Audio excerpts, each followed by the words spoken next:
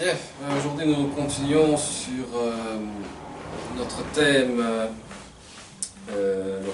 la prière évidemment. Donc aujourd'hui nous allons voir comment prier évidemment, parce qu'on a vu l'autre fois que on avait lu de notre Père, que chacun cite des fois régulièrement ou en connaissant ça par cœur, mais sans s'en rendre compte des paroles que le Notre Père comporte, et aussi cette puissance aussi que quand on cite le Notre Père, nous avons des mots qui sont assez puissants aussi, parce qu'on demande quelque chose à Dieu. Et aujourd'hui nous allons voir comment prier donc le Seigneur, comment et de quelle manière s'approcher de Dieu aussi, parce qu'il y a une façon de s'approcher, il y a une manière de s'approcher vers Dieu pour la prière. Donc on va lire dans Matthieu chapitre 6.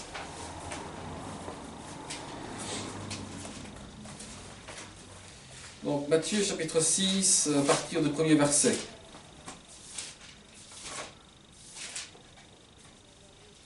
Matthieu 6, verset 1,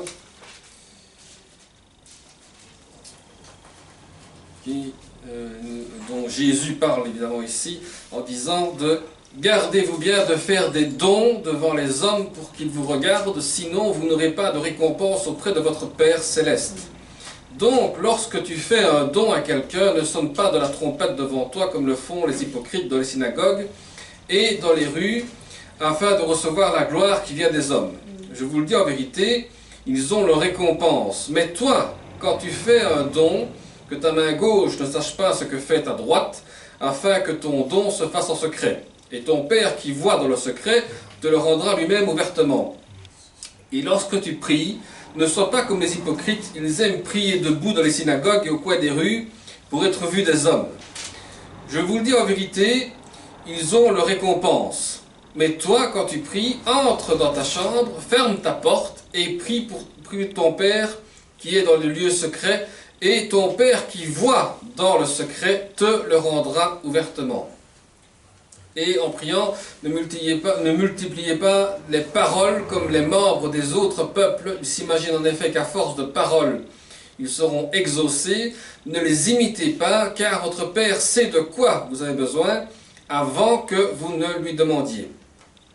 Donc Jésus fait comprendre une chose qu'on voit ici, très importante, c'est que quand on fait un don pour une personne, il n'y a pas besoin de le crier sur tous les toits. J'ai aidé quelqu'un qui était dans le besoin pour se dire, cet homme-là, ben, il est bien, il donne, il est généreux et tout ce qui s'ensuit, et toute sa gloire revient à lui. Il faut faire comprendre que le don que l'on donne à quelqu'un est un don qui vient de Dieu. Et que nous devons évidemment faire comprendre que si on donne, c'est parce que le Seigneur a permis qu'on puisse partager avec d'autres aussi. Donc, il y a cette chose-là qui est déjà à faire comprendre, qu'on ne doit pas élever les hommes, mais qu'on doit savoir élever le Seigneur dans ce que l'on fait. Et quand Jésus dit, évidemment, ici maintenant, comment prier, que lorsque l'on prie, qu'on ne soit pas comme ces hypocrites qui aiment prier debout dans les synagogues ou dans les coins de rue pour être vus des hommes. Parce que, à l'époque des Juifs, évidemment, beaucoup de Juifs ou de pharisiens aimaient bien d'être debout, prier les bras levés, se montrer que c'était eux qui priaient, c'était eux qui appelaient Yahvé, comme ils disaient en hébreu, c'est eux qui appelaient le Seigneur, c'est eux qui faisaient tout. Et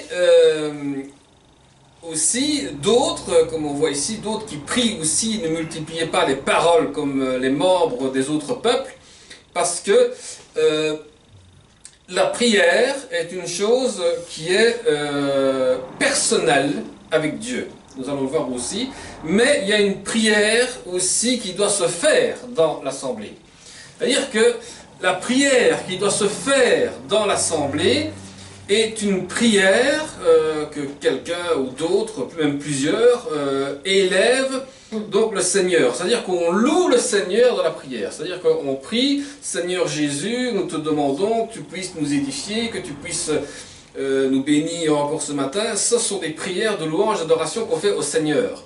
Mais le danger, que si vous commencez à prier pour votre propre besoin personnel dans l'assemblée, d'autres peuvent écouter votre prière, ne sont pas attentifs avec le Seigneur, sont attentifs à votre besoin, et arrive alors là le problème que, tu vois celui-là, eh ben, chez lui il y a un fameux problème, tu vois celui-là, le jugement va commencer l'un sur l'autre. Et à la place de prier pour l'autre qui est dans le besoin, eh ben, il y aura des critiques qui vont se faire.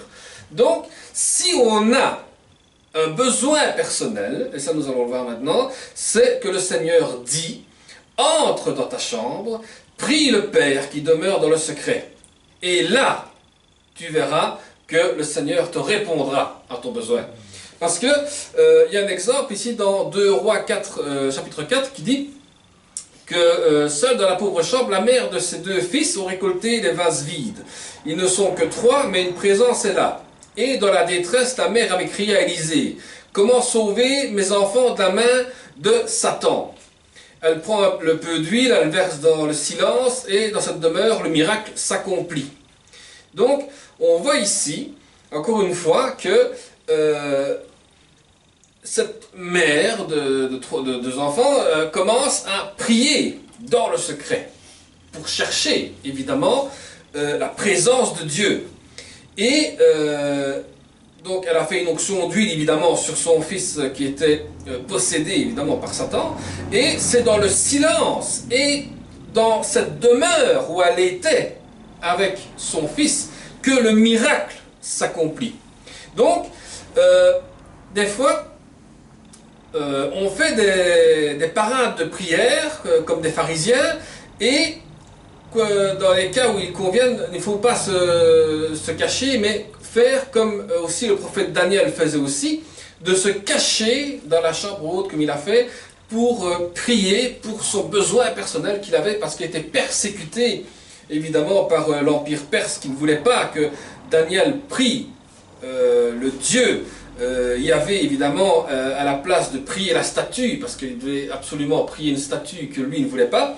Et on voit ici aussi que le prophète Daniel se cachait dans un lieu secret pour prier. Même Jésus aussi priait dans des lieux secrets que les apôtres ne voyaient pas, que les disciples ne voyaient pas. Pourquoi? Parce qu'il y avait une communion personnelle avec le Père.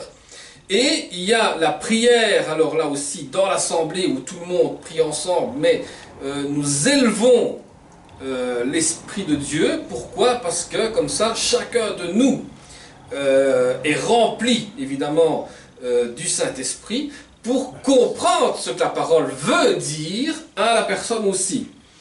Donc, rien ne peut remplacer, évidemment, l'intimité qu'on a avec le Seigneur. Parce qu'il nous invite à prier avec lui. Parce que dans l'Apocalypse, il dit, si quelqu'un entend ma voix et qu'il ouvre la porte, j'entrerai chez lui, je souperai avec lui et lui soupera avec moi. Donc ce qui veut dire que si on s'ouvre au Seigneur, il soupe d'abord avec nous. C'est-à-dire qu'il mange d'abord avec nous. Il écoute ton besoin, il écoute ta prière.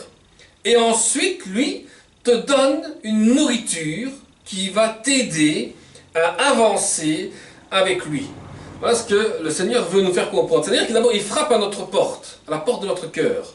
Et si on laisse rentrer, évidemment, le Christ dans notre vie, et bien directement, nous commençons à parler avec lui, et lui, après, nous donnera les réponses attendues à travers sa parole. Donc, aussi le Seigneur Jésus lui-même a donné un exemple tôt le matin, ou même tard le soir, ou même toute la nuit, qu'il allait se lever donc le matin, et il sortait et allait dans un lieu désert, et là, on voit qu'il priait. Bien sûr, on peut prier en tout lieu, parce que même l'apôtre Paul priait en prison, et le psalmiste dit aussi du bout de la terre, je criais à toi. Donc, même aussi, par exemple, aussi Jonas, par exemple, ici, je vais mettre Jonas, qui, dans les entrailles d'un poisson, crie à l'Éternel aussi, dans le fond de sa détresse. Donc, c'est qu'on voit que quand nous sommes, évidemment, dans notre lieu secret, dans notre pièce à nous, là où on prie le Seigneur, et que l'on crie au Seigneur, eh bien, on voit qu'à un moment donné, il nous répond. Regardez, par exemple, Jonas qui a fui pour ne pas aller là où il devait aller, et bien, à un moment donné, il s'est retrouvé dans un endroit où bon, personne ne voudrait aller dans le ventre d'une baleine. Je ne sais pas si vous voulez rentrer dans un estomac d'une baleine, mais ça, c'est votre désir à vous. Mais on voit ici que Jonas a commencé à crier à l'Éternel, en disant, fais-moi sortir de ce ventre, parce que, bon, voilà, peut-être que les odeurs n'étaient pas si fraîches, mais ce qu'il y avait, on sait que le Seigneur a entendu le cri de Jonas. Donc, c'est là aussi qu'on a tout un temps qu'il convient de s'adresser à Dieu. Parce que Paul le dit à l'église d'Éphèse, le souligne en ajoutant, veillant à cela avec toute persévérance. Parce que si, évidemment, on prie seul dans notre endroit et qu'on est avec le Seigneur en communion avec lui, eh bien, nous persévérons. Et plus nous allons persévérer dans la prière, plus le Seigneur nous répondra à notre réponse. Parce que le prophète Néhémie, lui, dit aussi, « Je priais le Dieu des cieux et je dis au roi, dans la maison de l'Éternel, tous les jours de sa vie, pour m'enquérir diligemment de lui dans son temple. » Donc, il cherchait, non pas une fois seulement, mais en tout temps, il cherchait le Seigneur. Parce qu'il cherchait comment trouver des paroles de sagesse pour parler au roi. Parce que, bien souvent, quand nous prions pour quelqu'un, ou quand nous devons parler par exemple à quelqu'un aussi, eh bien, si on n'a pas pris un moment de prière pour avoir une parole de sagesse, pour parler avec la personne, eh bien, on risque de dévier et on risque de dire des choses qui ne peuvent peut-être pas plaire ou autres parce que nous n'avons pas consulté l'Éternel avant. Et c'est ça le problème qui se passe. Parce que bien souvent, on est confronté à des personnes qui ne prient pas Dieu comme nous on prie. Il y a des personnes des fois qui prient peut-être des idoles sans le savoir, et quand on parle avec ces personnes-là, eh ben, il y a à un moment donné un mur qui se fait entre nous et eux, et ne comprennent pas ce qu'on leur dit. C'est pour ça que vendredi, on a eu l'occasion de pouvoir expliquer, expérimenter aussi des personnes qui ne comprenaient pas comment avoir une communion avec Dieu, comment pouvoir expliquer Dieu aussi. Donc, quelle attitude prendre quand on doit prier? Bien souvent on dit qu'il faut se mettre à genoux, mais Paul et les anciens de Éphèse disaient qu'on voit aussi qu'ils étaient même debout pour prier. Donc le roi David par exemple, lui, était assis devant l'Éternel. Jonas ou les brigands sur la croix n'étaient pas d'une attitude extérieure, mais le cœur parlait.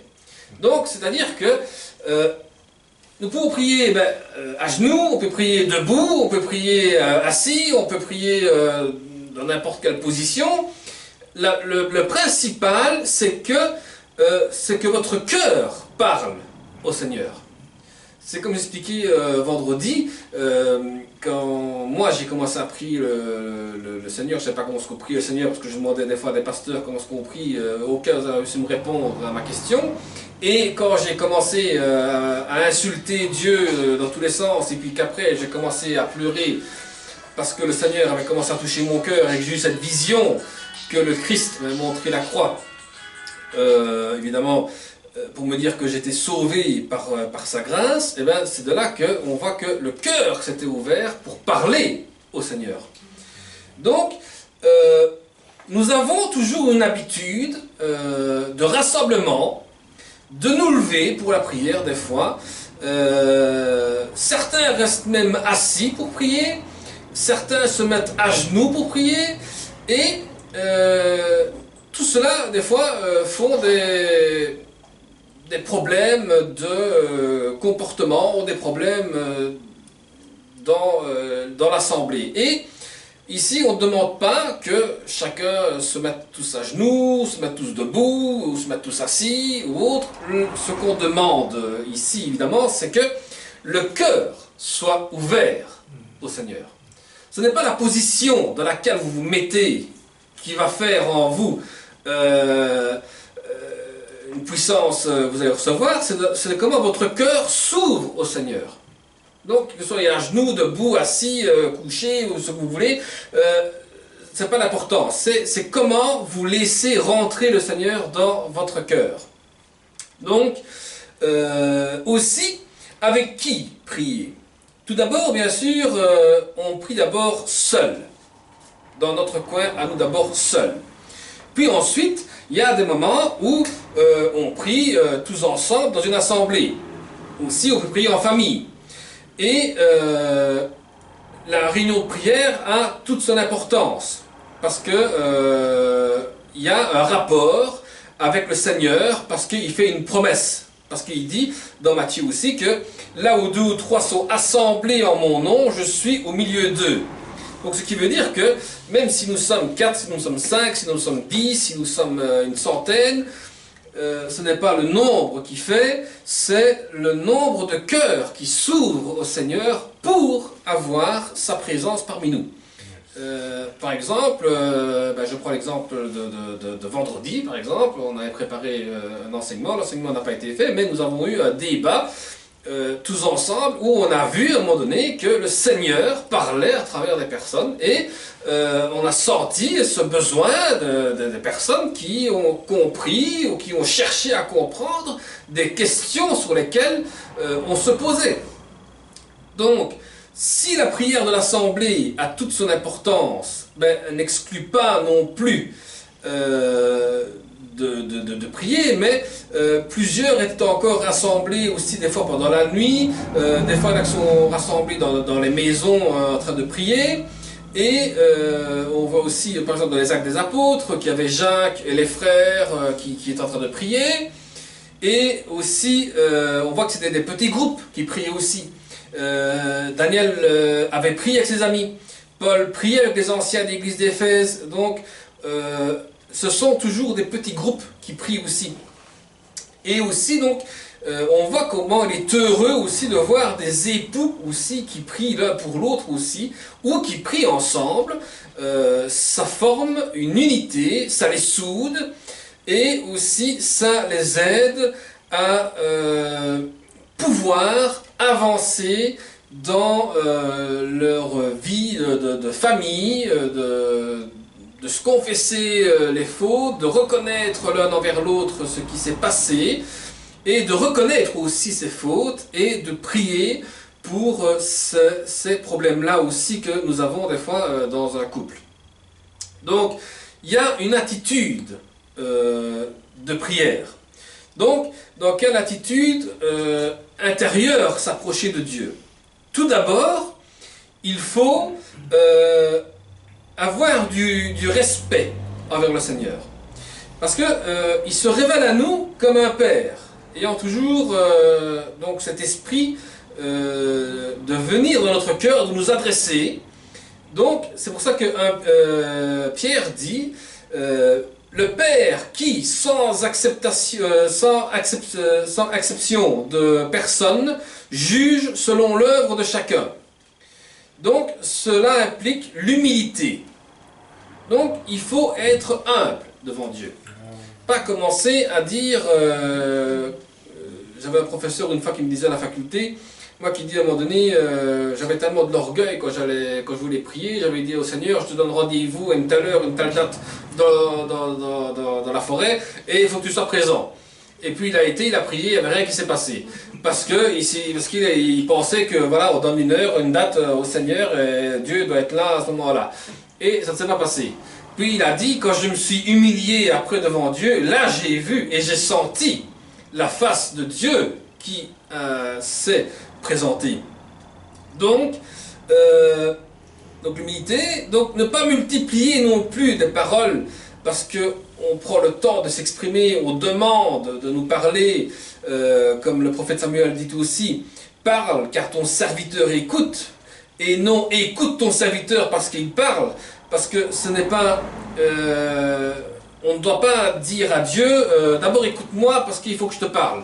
Non, d'abord prends la parole de Dieu, lis la parole de Dieu, essaye de comprendre ce qu'elle te dit, et puis ensuite tu pries le Seigneur, et le Seigneur te parlera, et t'expliquera ce que tu ne comprends pas aussi. Parce que aussi, on trouve dans Jacques aussi 3 états d'âme en rapport avec la prière. On ne demande pas, ou on demande mal, ou bien on demande avec foi. Donc, il y a 3 choses qui se passent aussi. Des fois, on ne demande pas à Dieu ce dont on a besoin. Ou alors on demande mal, ou bien on demande avec foi. Donc, la première chose, c'est ce qu'on ne demande pas. Dieu sait ce qu'on a besoin. Mais si on ne le demande pas, Dieu ne donnera pas non plus. On demande mal, parce que des fois, on impose une prière à Dieu, et même des fois, on le pousse à ce que ça se fasse tout de suite. On veut la réponse tout de suite, on veut la chose tout de suite. Et quand on demande avec foi, c'est-à-dire qu'on demande avec confiance et avec croyance que le Seigneur le fera, il le fera. Donc, quand le croyant prie spécialement, qu'il soit maltraité, qu'il soit malade ou autre, eh bien, on voit que d'abord on a la prière d'abord avec le Seigneur personnellement, et puis ensuite il y a la prière les uns pour les autres. Et évidemment, prier les uns avec les autres, il faut prier avec des personnes de confiance aussi, qui puissent comprendre le problème qui se passe dans notre vie, et prier avec la personne pour que le Seigneur puisse agir. Donc il est important de prier avec une bonne conscience, parce que le psalmiste dit au psaume 66, « Si j'avais regardé l'iniquité dans mon cœur, le Seigneur ne m'aurait pas écouté. » Donc des fois, si on regarde le problème qu'il y a dans notre cœur, le Seigneur ne pourrait pas nous écouter. Parce que des fois, nous avons des choses qui sont mauvaises dans notre cœur et que Dieu ne voudrait même pas écouter. Mais si tu confesses au Seigneur le problème qui se passe dans ton cœur, le Seigneur ouvrira son oreille. Parce que le prophète Ésaïe dit, son oreille n'est pas appesantie pour entendre, mais vos iniquités ont fait séparation entre vous et votre Dieu.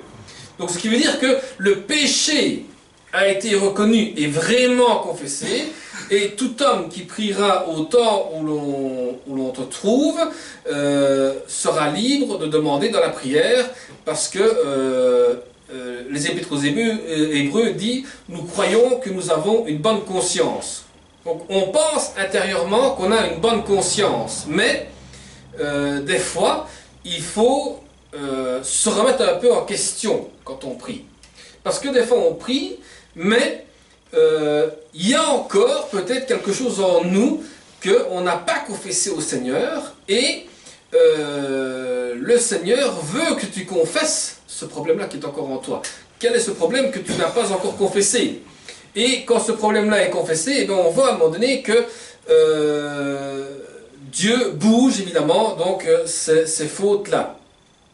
Donc il y a aussi un obstacle majeur encore à la prière qui est illustré par Jérémie, où que les hommes qui viennent consulter Jérémie pour lui demander quelle partie choisir, qui ont déjà pris leur décision de descendre en Égypte, donc ils espèrent que le prophète va répondre à leur projet. Ils demandent de prier l'Éternel pour qu'ils écoutent sa voix, et Dieu fait attendre sa réponse pendant 10 jours, laissant ainsi du temps pour la réflexion, parce que Jérémie avait averti donc tous les chefs qui voulaient descendre en Égypte, que s'ils restent dans le pays de Canaan, ils n'auront rien à craindre, et ces hommes avaient déjà leur plan de partir en Égypte. Pourquoi? Parce qu'ils étaient persécutés par la Babylone. Et qu'est-ce qui s'est passé? Il s'est passé que au lieu de prier eux-mêmes le Seigneur, ils se sont tournés vers un homme, en pensant que l'homme a donné une réponse. Parce qu'ils s'est dit, non, mais c'est un homme de Dieu, donc évidemment, s'il prie, Dieu va lui répondre. Mais il a fallu 10 jours pour que Dieu réponde. Et pendant 10 jours, ils se sont dit, mais alors préparons-nous pour aller en Égypte. Comme ça, on fuit, évidemment, là il y a la tribulation. On va retourner dans le pays où Dieu les a fait sortir. Combien de fois est-ce qu'il n'y a pas des chrétiens qui sont sortis de leur Égypte, je vais dire ainsi, et retournent encore une fois dans leur propre Égypte?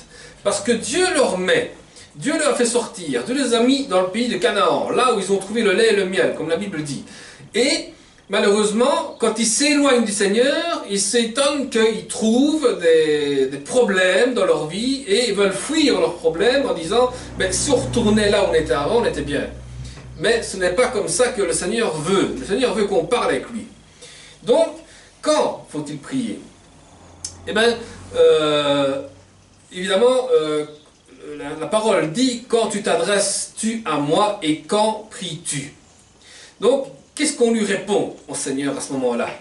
Quand t'adresses-tu à moi et quand pries-tu? Quelle est notre réponse? Sa parole nous enseigne aussi ce qu'il attend de nous. Donc, la disposition à la prière. Le psaume 32 nous parle comment être disposé à la prière. Tout homme qui prie au temps où l'on te trouve, donc tout homme prie à tout moment pour trouver d'abord le Seigneur. Puis ensuite, il faut attendre quelquefois longtemps avant d'être reçu aussi par Dieu, parce que il faut avoir du temps pour trouver Dieu aussi. Parce que si on se dit, ah, je vais juste dimanche matin à 10h30, je vais aller prier, je vais trouver Dieu. Et puis tu viens et puis tu te dis, mais tiens, je n'ai pas senti la présence de Dieu. Bien évidemment, pourquoi? Parce que ton cœur n'était pas encore ouvert au Seigneur. Parce que tu n'as pas laissé rentrer aussi le Seigneur. Tu n'as pas laissé le temps au Seigneur de rentrer dans ton cœur. Donc le problème est là. C'est combien de temps laisses-tu au Seigneur pour qu'il puisse venir te voir? C'est comme, par exemple, si vous allez passer à l'hôpital un scanner, il faut le temps que vous vous déshabillez, il faut le temps que vous mettez les choses qu'il faut mettre, et puis le temps qu'on vous place dans l'appareil, le temps que l'appareil vous scanne, le temps que le médecin puisse voir qu'est-ce qui se passe au niveau de votre demande de scanner, et puis vous avez après votre réponse. Donc, avec le Seigneur, c'est pareil, il faut avoir cette patience que Dieu réponde à notre prière. Le psalmiste dit aussi, mais moi je me suis adonné à la prière. Donc c'est-à-dire qu'il s'est entièrement livré à la prière. Et ici on voit que le Seigneur alors réalise cette vie de prière en vous, et à un moment donné vous ne vous taisez plus de jour comme de nuit, et vous priez le Seigneur, même des fois dans le silence. Des fois, vous êtes dans un endroit et vous priez dans votre tête aussi le Seigneur. Des fois, vous êtes ensemble, vous priez ensemble le Seigneur. Et aussi, on dit, priez sans cesse. Parce que notre vie de prière, c'est toujours de prier sans cesse. Autrefois, il y a quelqu'un qui dit ici, qui dit, autrefois je priais souvent dans la journée, maintenant je ne prie plus qu'une fois. Mais sa prière durait la journée entière, et pour nous, parfois, c'est un chemin qui devient facile, parce que la prière est une communion que nous avons avec le Seigneur. Et quand on dit prier sans cesse, c'est-à-dire que notre cœur doit toujours être ouvert avec la foi. Aussi, Paul dit prier en tout temps. Qu'est-ce qu'il veut dire par là? Il veut dire que la parole nous parle de 3 dispositions qu'on devrait être permanentes dans la fidélité dans le Seigneur. D'abord, la louange. Ce qui veut dire, pas seulement chanter, mais dire « Je bénis l'Éternel en tout temps, et continuellement, ma bouche louera le Seigneur dans toute ma vie. » Puis nous avons la confiance. Donc il faut se confier dans le Seigneur en tout temps, et de se répandre notre cœur devant lui, parce que Dieu est un refuge. Dieu est un refuge là où on peut aller se mettre. Puis ensuite, la prière, où le Seigneur dit veillez et priez en tout temps. Est-ce que vous vous souvenez de l'histoire que quand Jésus priait avec les trois apôtres qui dormaient, il a dit veillez et priez car vous ne savez pas à quel moment l'ennemi peut venir nous attaquer à tout moment. Donc c'est pour ça qu'il est important de veiller et de prier chaque jour pour voir comment le Seigneur peut aussi intervenir. Puis nous avons aussi la prière quotidienne. En Deutéronome 11, il dit que l'Éternel exhortait son peuple à mettre ses paroles dans leur cœur et à les enseigner à leurs fils et à en parler. Parce que quand tu seras assis dans ta maison et que quand tu marcheras par le chemin et que tu te coucheras et quand tu te lèveras, donc c'est une disposition à la prière. C'est-à-dire que normalement, nous devons apprendre à lire la Bible, à pouvoir la comprendre. Et en même temps, nous sommes tous des enseignants de la parole de Dieu. Il n'y a pas, oui, la Bible dit qu'il y a des enseignants, des évangélistes, des apôtres, tout ce qui s'ensuit, ces ministères-là, oui, ils sont là, d'accord. Mais, normalement, en tant que disciples de Christ, nous devons savoir faire rentrer la parole dans notre cœur et savoir l'expliquer aussi à d'autres, la parole du Seigneur.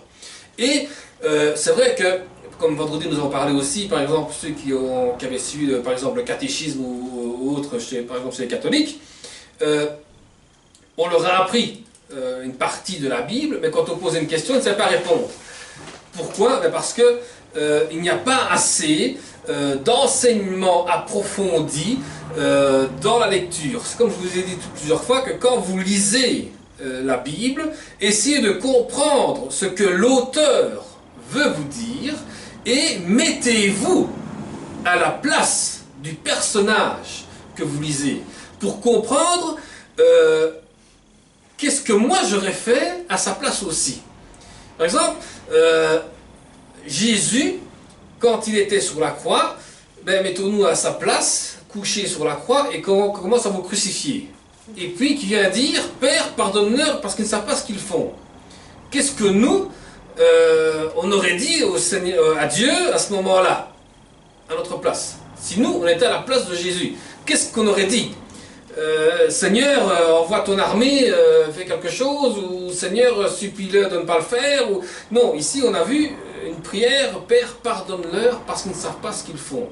Donc vous voyez, des fois, il faut un peu se mettre aussi à la place du personnage et comprendre qu'est-ce qu'il veut dire.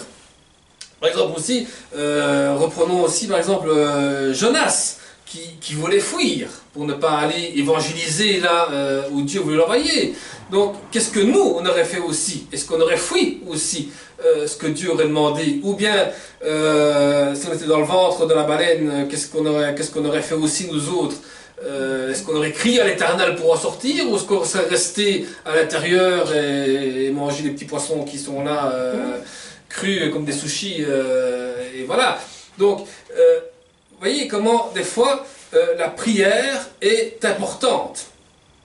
Parce que aussi, on voit que le prophète Ésaïe dit « Il me réveille chaque matin en parlant prophétiquement du Seigneur lui-même. On me réveille chaque matin et il me réveille pour que j'écoute. » Donc des fois, on s'étonne qu'on se réveille pendant la nuit ou on se réveille le matin et pourquoi suis-je réveillé? Eh bien parce que Dieu veut que tu l'écoutes. Dieu veut te parler. Et des fois, nous sommes un peu fainéants pour écouter la parole de Dieu. Et Dieu, des fois, nous réveille en disant « Viens parce que je dois te parler ». Et Dieu, ben, tu ouvres ta Bible, à un moment donné, tu vois à un moment donné que Dieu te parle à travers sa parole. Ou te parle à travers une vision, te parle à travers d'un rêve, te parle à travers de chaque chose. Et on s'étonne que des fois le Seigneur nous parle dans toutes ces choses-là. Donc c'est ça que la prière est toujours, comme je dis toujours, est importante. Donc on voit aussi, par exemple, que les pharisiens, donc les juifs aussi, faisaient qu'un seul jour de prière d'holocauste pour louer Dieu, mais Dieu ne demande pas qu'on ait seulement qu'un seul jour, qu'une seule heure, qu'une seule matinée ou une seule soirée pour le prier. Il demande qu'on le prie tous les jours. D'abord, seul avec lui, pour avoir cette intimité et pour avoir son esprit en nous pour qu'on puisse parler. Et ensuite, la prière dans l'assemblée pour que nous puissions aussi avancer avec le Seigneur et que nous puissions aussi être fortifiés tous ensemble dans le Seigneur. Donc voilà pour les prières. Donc quand prier, sans cesse, en tout temps, en toute chose, en tout lieu, à toutes les étapes de notre vie, et demander au Seigneur de nous enseigner à prier aussi. Et si vous ne savez pas comment prier, commencez toujours par le Notre Père par exemple, et vous allez avoir après que le Seigneur vous donnera d'autres prières qui peuvent se suivre dans votre intimité avec lui évidemment. Et parce que on bouge souvent Notre Père aussi dans les églises, mais si je pense si on le cite, je ne veux pas dire régulièrement, mais des fois si on cite Notre Père en réfléchissant bien aux paroles que l'on dit dans le Notre Père, eh bien, je peux vous dire que le Seigneur vous bénira grandement. Ça, c'est une chose certaine. Voilà, nous allons prier pour conclure.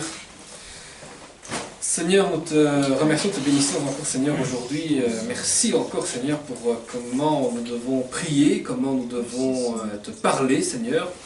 Seigneur, apprends-nous, Seigneur, enseigne-nous, Seigneur, même aussi à travers notre Père, Seigneur, que tu puisses parler au cœur des gens, Seigneur, pour qu'ils puissent comprendre que cette parole sont des paroles fortes, Seigneur, parce que nous te demandons des choses, Seigneur, que des fois nous ne pensons pas, que tu puisses sonder nos cœurs, Seigneur, et que nous-mêmes aussi nous puissions sonder nos cœurs, Seigneur, et bouger ce qu'il y a de mauvais dans nos cœurs, Seigneur, que tu puisses purifier nos cœurs, nos pensées, notre façon de vivre, Seigneur, que tu puisses encore dire aujourd'hui, Seigneur, que ton esprit est là parmi nous, et que tu puisses encore toucher les cœurs parmi nous ici présents, Seigneur, que tu puisses encore leur dire, Seigneur, que tu es un Père qui écoute ses enfants, parce que, Seigneur, que ferions-nous sans toi, Seigneur, parce que tu es le seul refuge, Seigneur, dans lequel nous puissions nous mettre, Seigneur, dans cette gloire. Seigneur, te demandons encore de remettre toutes ces choses entre tes mains, Seigneur, dans le nom de Jésus-Christ. Amen. Amen.